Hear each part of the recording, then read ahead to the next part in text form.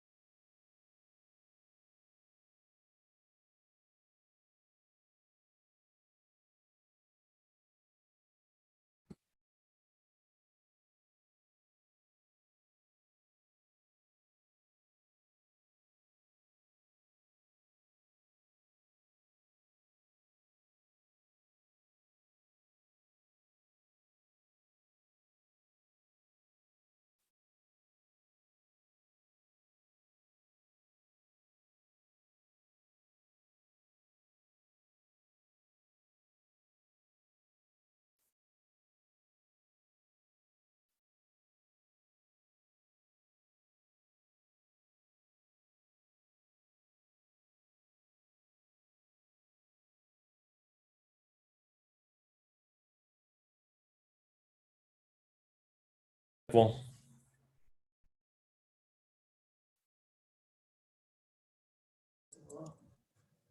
All right, guys. Sorry, boss was keeping us there in the meeting, so I apologize for the delay.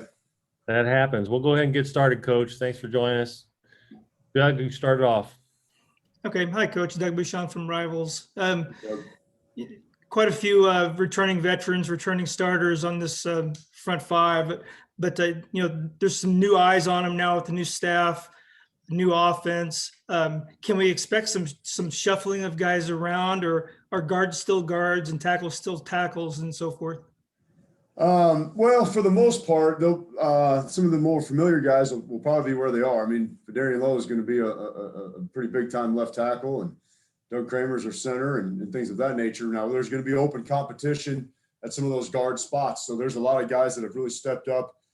Been very, very pleased with Julian Pearl, where he is. He's taking reps right now, where Palcho normally would be, but he's solidifying himself as a guy that we need to continue to bring along, but could be a very good player for us. So the best five will play wherever that is. And there's going to be some guys that'll move around a little bit, to get us those best five. And we do cross train a lot of our guys. It does help with their versatility. It helps with the next level and things of that nature. But we want to be able to put the best five on the field. So for the most part, I think the roster will remain maybe consistent with their positions or where they're listed. But if we feel like a guy can get in, get movement, our guard position is incredibly important to the way we block things. So we need maulers up there. We need guys that can get after people and change the line of scrimmage. And if a guy that's playing outside can do that, then that's where we'll put him. So to answer your question, I think there's probably that's open. We're open for that, but at the same time, we're going to get great at where they are too. Kendrick Green's a pretty good football player. He's on the way to the NFL. Who's battling for that left guard position that he vacated?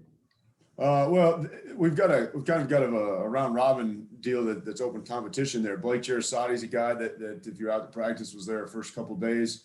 Jordan Slaughter is going to be in the mix for the guard spot. Obviously, Verge Brown's a returning guy, but and Alex Palczewski will be competing for some jobs too in the guard spot room or the guard room. So right now it's way too early to name a starting depth, of course, but I do like some things I've seen out of some guys, and it is a new technique. There's some new technique changes up front that we're going to do with our double teams and how we get our combinations and the vertical push, the vertical movement that we get. So kind of those four right now, probably taking the majority of the reps with the first two groups. Certainly some young guys we need to try to bring along and develop too, but I'd say those four, and then we'll see where we do with Julian Pearl. We might move him in from time to time and try to get our best five up there playing consistently. All right. Thank you, Coach. Yeah. Hey, Bart, I'm just wondering, you kind of talked about the experience that you have back on the line. What has that been like for you coming in as a new coach with some guys that, you know, understand a lot of the basics of the position, having played for a number of years? But what's that been like from a coaching perspective to kind of come in and, you know, teach this new philosophy that you have? Sure. Well, I think one of the big things with that experience gives you is the fact that they've heard these terms before. They've heard some of the nuances of the position. So they know, you know, what it means to take a deep replacement step. They know what a vertical set is. They know some of the vocabulary.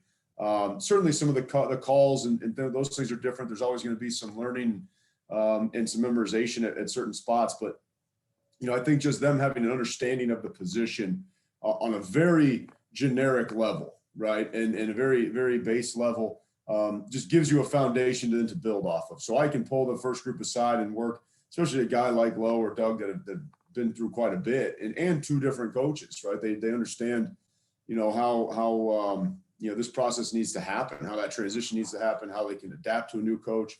And it's going to help them next year when they get a chance to go to the NFL too. So I think that sort of experience gives you is some maturity in that transition. And I think that's been a big help as we move into our second week of spring practice, where we are throwing, you know, some things at them. We slowed down a little bit on the install to get some of the technique stuff perfect, but certainly have respected and appreciated the way those guys are come out to practice and what they come to learn.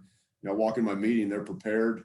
You know, they're writing things down. It sounds like a little thing, but that's the difference. That's the difference between winning and losing is the details, right? And that's what a veteran group like this, a mature group like this gives you. So that's probably been the thing I've been most pleased with. Thanks, Coach. Coach, I'm sure when you came in, you watched a fair bit of film on the guys that had film from last year. After this first week of practice, are there any guys who didn't have film who you kind of got to see out there for the first time that maybe impressed you a little bit?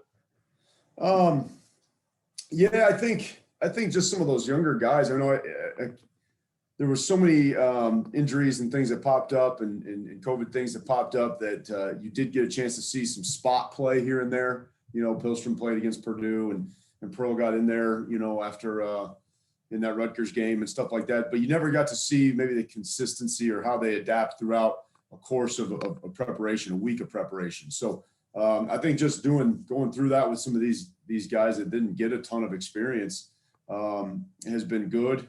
Just knowing how they work day in and day out, how they can handle going from a meeting to practice, going back to a meeting, making adjustments on the fly. I think that's the stuff I've been probably the most either pleased with or glad to see is their ability to adjust and take coaching on the run, on the fly, and things of that nature that you can't see on film. How they understand and learn, you know, their aptitude, things like that, and the improvements that they're taking. You know, you're watching film, you're watching a screen, and you have no idea what was being taught or what was told them, you know, on this particular play. You're just kind of watching their mobility, right, their movements and their athleticism. So being able to coach them, being able to take them, give them information, see them translate that to the field, then train it, right, and I think that's a huge advantage that now that I get to see with these guys. So been impressed with Julian, of course, been impressed with Fidarian, Doug, Jarasati. There's a lot of young guys. Josh Plor he's put him at center the other day. He had a great play, picked up a wide rush on a very difficult protection. So lots of little things, little improvements. And that's the thing we ask for. We want them to get better every day. If you can, like, you know, Coach always talks about stacking days. If we can stack days, right, and build that foundation from the ground up, a strong foundation, you're going to have a lot of success. And if you get a little bit better tomorrow and the next day and the next day, how good are you going to be in a week? How good are you going to be next August or in 2 years? So that's the focal point right now, is getting better at those little things on a daily basis. And I think that's true, Robert, for everybody, you know, not just guys that played last year. Thanks. Hey, Bart, good to see you. You've mentioned Alex Palczewski a few times, and I know when Brett has talked to us, he's talked about the guys who are rehab from injuries or what have you. They kind of do their own workouts during the spring, and then they come out and watch the healthier guys and what they're doing. What impact has Alex been able to have on the offensive line and what you're trying to do right now, even while he's out injured? I think just having him around as a presence. I mean, he is one of these veteran guys that has some maturity, has experience. You love his mentality. I mean, if you left it up to him, he'd be out there. He'd play. He'd play on half a knee if he could, you know. And that's the mentality you want in that room, right? I mean, you guys all met me when on the early Zooms and things. That's the exact mentality we're bringing here. Is that toughness, that physical nature. He approaches training like that, right? He's going to rip the bike apart in the training room, and that's what he brings. Certainly, just in presence alone out there. Love the demeanor. I think he's a smart player and learning. I think that helping him grow and develop, learning the offense, because there is new things that are taught, right? There's new techniques and philosophies, but the way our combinations are, right? The way our tackles are setting this year, things of that nature are going to be different. The coaching points are different. So it just gives him a chance also to hear kind of what we're doing and see the practice expectations. So I think it works twofold. The guys have one of their leaders and one of their brothers out there with them. And he's learning also at the same time. Thank you, Bart.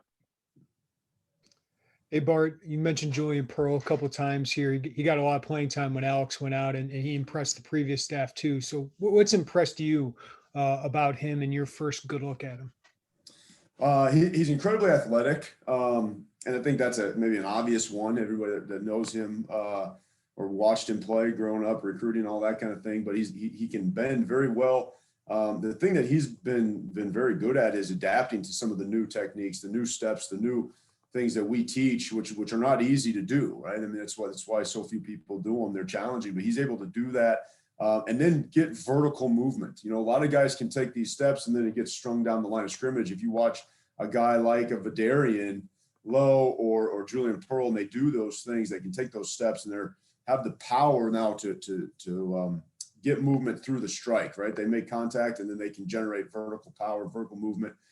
That's a very rare skill in offensive line play. And so being able to see some of that, his fluidity, the way how he moves, the way he's able to adapt to a new offense in such a short amount of time, been pleased with some of his stuff in the run game. We got a long way to go in protections and things of that nature, but those tackles in the run game have been very, very impressive for me early on. Thanks, Bart. Hey, Bart, good to see you. I'm just wondering, with all the super seniors that you have, how does this affect the timeline of like the younger guys to not having to worry about finding 5 guys maybe who don't have a lot of college experience? How are you able to develop them more in a longer term here? Well, that's the beauty of spring football, right? Spring training and getting guys reps and working them in, you know, with veteran guys. I think that's a huge focal point moving forward, especially for our group. We got to get our top guys ready to play, but at the same time, that's what spring is developing, right? Developing young talent, developing guys that haven't had a lot of playing time and putting them in positions that do stress them, that do tax them. How do they respond to those things? How do they adapt to the training and understand what it means to be in a real college weight program? We're in a real physical, hard-nosed college practice, right? All those things, how going through pods or Illini drill or one-on-ones or some of these crossovers with the D-line and being able to compete on a daily basis, not just, my 5 reps during team practice, right? During team. I mean, every time you take the field and you put your hand on the ground, you know you're going to win, right? It's a mentality that's created through the training, through their preparation. And I think just a young guy going through a spring training, seeing a veteran group maybe go through that same thing, it just cements, that ethos within the room that this is what I need to do to compete and win and be great in the Big Ten and at this program. So I think just from a mental standpoint, the spring football is great for that. Obviously, they're getting the coaching maybe that they wouldn't get during the season when they're on scout team or whatever it is. They're getting those reps. So this is a critical time of year. I think we've all been talking about that for the last 3 months. This is a critical time of year for us as a program for those developmental reasons. And if I could quickly, we've heard you mention Vidarian Lowe a few times, and Bielema mentioned him. What's been impressive about him in the short time that you guys have had together? His ability to move up the field. I mean, he's able to set very, very well, very fluid with his sets. He does take coaching very well. I mean, sometimes that's hard for a guy that maybe is cemented in his ways for 4 or 5 years, but he takes coaching very well. He improves on those things. And then his ability to get the backside cut off, his ability to generate movement. A lot of times you get a very athletic tackle and he can move his feet well, but he doesn't have the power needed to generate movement, right? Vidarian has those things. So, and he's showing that early on, going against our top guys, right? Like Owen and Isaiah. And I love the way he competes. I think he's taken a strong leadership role, as has Kramer, as has Jarasati, as has some of those guys that you would expect that from. So, been very, very pleased maybe with where he's at in terms of the progression. But we have, again, him too, we have a long way to go, right? As a unit and for where I think we could be for our potential. Thanks, Bart. Yep. Hi, Coach. Doug Kramer spoke with us last week, and he kind of mentioned how you were able to keep the O-line pride monster around and that kind of stuff, but you also added some things. What kind of went into that process, and what exactly does O-line pride mean, I guess, for you? Well, that's a great question. And that, you know, anytime you take over a unit that has some tradition, that has things that they care about, right? You want to be able to adapt to some of those things, but it has to mean something, right? It has to be ingrained in every member of the team. It has to be something that we all believe in. And you can't, it's not just a t-shirt. It's not a punchline. It's not a break at the end of practice. It has to stand for something. And so we talk in our room all the time about, you know, what we are, right? And what we want to be. And I think the last time I spoke with you guys, we're talking about the meanest and the toughest and the nastiest guys on the field, but it goes deeper than that, right? It's a brotherhood. It's a foundation that's forged through the hardship of playing this position. It's forged through those late nights where, you know, you got early practice in the morning, the hard workouts, right? The inside drill going right into another period of team in Indy and getting all these reps. I mean, it's all those struggles that you go through, but you're going through with the guy next to you. And nobody practices that way. Nobody plays that way. And so when the preparation is hard, the test comes easy. So that's one big part of it, right? But just having the trust and the accountability in that room, right? I will not let you down. Okay, that's a big part of it. You can trust me, and I can trust them, and all that goes into those things, right? Fighting for the guy next to you. And then we've got a poster in our room, and sometime when COVID's available, maybe we'll release that. But or not constricting us, we'll release that. But there's a laundry list of key points that what that means and what O-line pride really is, right? It's taking pride and you're doing a job that nobody else has the ability or the desire to do, right? And you know, that's where winners are, deep down where nobody else wants to go. And that's what we believe, and that's what we fight for, and that's what we train for. And if you got all 5 guys on that unit part of something that's greater than themselves, right, you can take a lot of pride in that. And that's really what O-line pride is, right? You're doing something that nobody else can. And you're doing it physically, you're doing it nasty, and you're changing the game that way. So that's what that means. And then one quick follow-up, how much easier was your job because O-line pride was in place and there was an understanding of the culture and what was needed? How much easier did that make it for you to come into this new place with new players? Well, I think it gave you a foothold. It gave you something to kind of to lead with, right? We didn't have to create it from scratch. We had to kind of hone it a little bit, know what it meant. You know, we had to add some value to it.